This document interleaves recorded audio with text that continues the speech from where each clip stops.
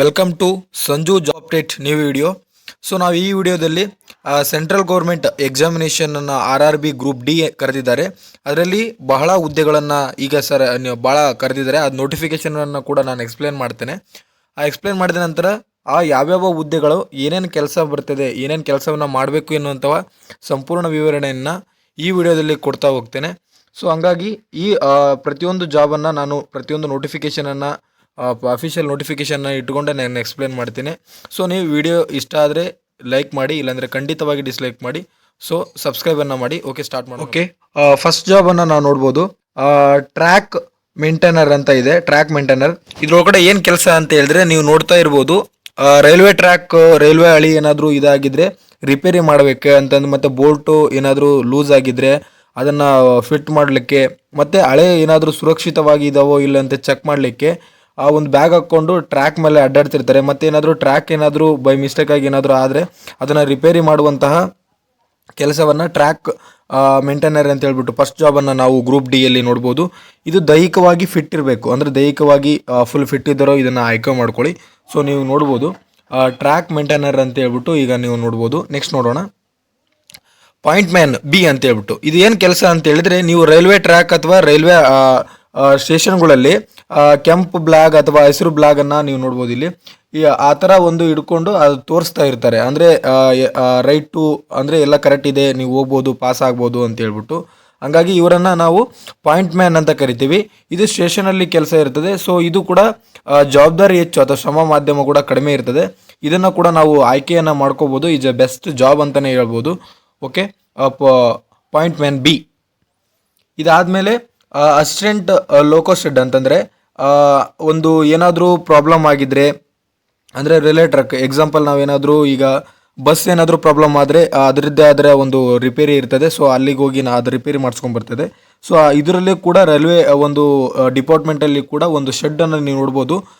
ಒಂದೊಂದು ವಿಂಗಲ್ಲಿ ಹುಬ್ಬಳ್ಳಿಯಲ್ಲಿ ಕೂಡ ನಾವು ಆ ಒಂದು ಶೆಡ್ ಒಳಗಡೆ ರಿಪೇರಿ ಮಾಡ್ತಾ ಇರ್ತಾರೆ. ಸೊ ಎಲೆಕ್ಟ್ರಾನಿಕ್ ಆಗಿರ್ಬೋದು, ಮೆಕ್ಯಾನಿಕಲ್ಲು, ಈ ಲೋಕೋ ಇಂಜಿನ್ ರಿಪೇರಿ ಕೆಲಸವನ್ನು ಈ ಒಂದು ಅಸಿಸ್ಟೆಂಟ್ ಲೋಕೋ ಶೆಡ್ ಎನ್ನುವಂಥ ಜಾಬಲ್ಲಿ ನಾವು ಇದು ಮಾಡ್ತಾ ಹೋಗ್ತೇವೆ. ಇದು ಒಳಾಂಗಣ, ಅಂದರೆ ಪೂರ್ತಿ ಒಳಗಡೆ ಕೆಲಸ ಮಾಡೋದಿರ್ತದೆ. ಇದು ಗ್ರೂಪ್ ಡಿಯ ಅತ್ಯುತ್ತಮ ಹುದ್ದೆ ಅಂತ ಪರಿಗಣನೆ ಮಾಡ್ತಾರೆ. ಅಂದರೆ ಇದರಲ್ಲಿ ಸ್ವಲ್ಪ ಟೆಕ್ನಿಕಲ್ ಕೂಡ, ITA ಆ ಥರ ಒಂದು ಟೆಕ್ನಿಕಲ್ ನಾಲೆಡ್ಜ್ ಕೂಡ ಇರಬೇಕಾಗ್ತದೆ. ಸೊ ಇದರಲ್ಲಿ ಕೂಡ ಅಸಿಸ್ಟೆಂಟ್ ಸಿ ಮತ್ತು ಕೋಚ್ ಮತ್ತು ವಿಂಗ್, ಅಂದರೆ ಇದು ಎಲೆಕ್ಟ್ರಾನಿಕ್ ಮತ್ತು ಮೆಕ್ಯಾನಿಕಲ್ ಆದರೆ ಇದರಲ್ಲಿ ಬೋಗಿ ರಿಪೇರಿ, ಚಕ್ರ ಮತ್ತು ಬ್ರೇಕು ಅದೇನಾದರೂ ಆಗಿದ್ರೆ ಈ ಒಂದು group D assistant C and W ಅಂತ ಬರುತ್ತೆ. ಈ ಒಂದು ಜಾಬಲ್ಲಿ ನಾವು ಸಪ್ರೇಟಾಗಿ ಕೋಚು ಮತ್ತು ಬ್ರೇಕ್ ಅಂತಹ ಪರಿಶೀಲನೆಯನ್ನು ಮಾಡ್ತಾ ಹೋಗ್ತಾರೆ.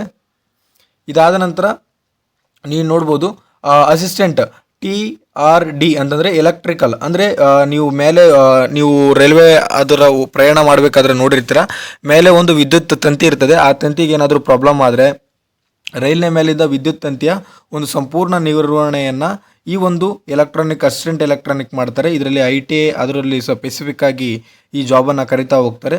ಸೊ ನೀವು ಈ ಒಂದು ಜಾಬನ್ನು ಒಂದು ಅಸಿಸ್ಟೆಂಟ್ ಎಲೆಕ್ಟ್ರಿಕಲ್ ನೋಡ್ಬೋದು.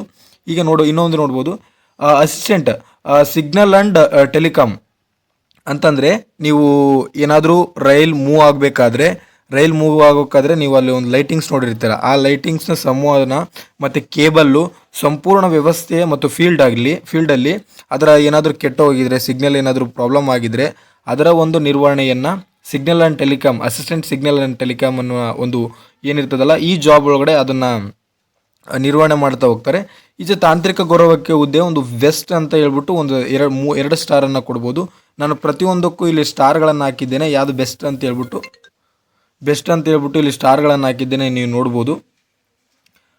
ಇದಾದ ನಂತರ ಈಗ ಅಸಿಸ್ಟೆಂಟ್ TL ಮತ್ತು AC ಅಂತಂದರೆ, ಫ್ಯಾನ್ ಬರ್ತದಲ್ಲ, ಫ್ಯಾನ್ ಮತ್ತು AC ಬೋಗಿಗಳಲ್ಲಿ ನಿಮ್ಮ ಪ್ರಯಾಣ ಮಾಡ್ತಿರ್ತಾರೆ ರೈಲ್ವೆ ಬೋಗಿಗಳಲ್ಲಿ. ಆ ಬೋಗಿ ಪ್ರಯಾಣ ಮಾಡಬೇಕಾದ್ರೆ ಲೈಟಿಂಗ್ಸು ಮತ್ತು ಫ್ಯಾನ್ಗಳನ್ನು ನೋಡಿರ್ತಾರೆ. ಅದರದ್ದು ಏನಾದರೂ ಪ್ರಾಬ್ಲಮ್ ಆದರೆ ಅದರ ರಿಪೇರಿ ಮಾಡುವಂತಹ ಕೆಲಸವನ್ನು ಕೂಡ TL ಮತ್ತು ACಯಲ್ಲಿ ಕಂಡು ಬರ್ತದೆ. ಇದು ಕೋಚ್ ಒಳಗಡೆ ಒಂದು ಸ್ಟಾರನ್ನು ಕೊಡ್ತಾ ಹೋಗಿದ್ದೀನಿ. ಸೊ ಅಸಿಸ್ಟೆಂಟ್ ಬಿಡ್ಸ್ ಒಳಗಡೆ, ಅಂದರೆ ಬಿಡ್ಸ್ ನೀವು ನೋಡ್ಬೋದು, ಜೋಗ್ ಫಾಲ್ಸ್, ಇದು ಯಾವುದು ದೂದ್ ಸಾಗರ್, ಅಲ್ಲೆಲ್ಲ ಹೋಗ್ಬೇಕಾದ್ರೆ ಒಂದು ಬ್ರಿಡ್ಜ್ ಇದೆ. ಆ ಬ್ರಿಡ್ಜ್ ಒಳಗಡೆ ಏನಾದರೂ ಸೇತುವೆ ಕನ್ಸ್ಟ್ರಕ್ಷನ್ ನಡೆಯೋಕ್ಕಾದ್ರೆ ಪ್ರತಿಯೊಂದು ಸಣ್ಣ ಸಣ್ಣ ರಿಪೇರಿ ಏನಿರ್ತದಲ್ಲ, ಆ ರಿಪೇರಿ ಒಳಗಡೆ ಅಸಿಸ್ಟೆಂಟ್ ಬ್ರಿಡ್ಜ್ ಎನ್ನುವಂಥ ಒಂದು ಟ್ರ್ಯಾಕ್ ಮೇಂಟೈನರ್, ಇದು ಕೂಡ ಟ್ರ್ಯಾಕ್ ಮೇಂಟೈನರ್ಗಿಂತ ಇದು ಉತ್ತಮವಾಗಿದೆ ಅಂತ ಹೇಳ್ಬಿಟ್ಟು ನಾವು ನೋಡ್ತಾ ಹೋಗ್ಬೋದು. ಇದಾದ ನಂತರ ಅಸಿಸ್ಟೆಂಟ್ ಟ್ರ್ಯಾಕ್ ಮಷಿನ್ ಅಂತಂದರೆ, ಒಂದು ನೀವು ಏನಾದರೂ ಪ್ರಾಬ್ಲಮ್ ಆದರೆ, ಏನಾದರೂ ಒಂದು ಹಳ್ಳಿ ಒಳಗಡೆ ಪ್ರಾಬ್ಲಮ್ ಆದರೆ ಅದನ್ನ ಸರ್ಚ್ ಮಾಡೋಕ್ಕೆ ಈ ಥರದ ಒಂದು ರೈಲ್ ಬರ್ತದೆ, ಅಂದರೆ ಟ್ರೈನ್ ಬರ್ತದೆ. ಆ ಟ್ರೈನ್ ಒಳಗಡೆ ಈ ದೊಡ್ಡ ದೊಡ್ಡ ಟ್ರ್ಯಾಕ್ ಮಷಿನ್ಗೆ ಈ ಒಂದು ಸಹಾಯವನ್ನು ಮಾಡೋದಿರ್ತದೆ. ಇದನ್ನು ಕೂಡ ನಾವು ಟ್ರ್ಯಾಕ್ ಮಷಿನಲ್ಲಿ ನಾವು ನೋಡ್ಬೋದು. ಸೊ ಈ ಒಂದು ಎಲ್ಲ ಹುದ್ದೆಗಳ ವಿವರಣೆಯನ್ನು ಇನ್ನೊಮ್ಮೆ ನೀಟಾಗಿ ನಾವು ನೋಟಿಫಿಕೇಷನಲ್ಲಿ ನೋಡ್ಕೊರಿ, ಮತ್ತು ಇದನ್ನು ನಿಮ್ಗೇನಾದರೂ ಪ್ರಾಬ್ಲಮ್ ಇದ್ದಿದ್ದರೆ ಅದನ್ನು ಇನ್ನೊಮ್ಮೆ ನೋಡ್ಕೊರಿ. ಸೊ ನಾವು ಇನ್ನೂ ಹೆಚ್ಚಿನ ವಿಷಯಗಳನ್ನು ಹೇಳಲಿಕ್ಕೋಸ್ಕರ ದಯವಿಟ್ಟು ನಮ್ಮ ಈ ಸಂಜು ಜಾಬ್ ಅಪ್ಡೇಟನ್ನು ಸಬ್ಸ್ಕ್ರೈಬ್ ಮಾಡಿ. ಸಬ್ಸ್ಕ್ರೈಬ್ ಮಾಡಿದ ನಂತರ ನಿಮಗೆ ವಿಡಿಯೋ ಇಷ್ಟ ಆದರೆ ಲೈಕ್ ಮಾಡಿ, ಇಲ್ಲಾಂದರೆ ಖಂಡಿತವಾಗಿ ಡಿಸ್ಲೈಕ್ ಮಾಡಿ.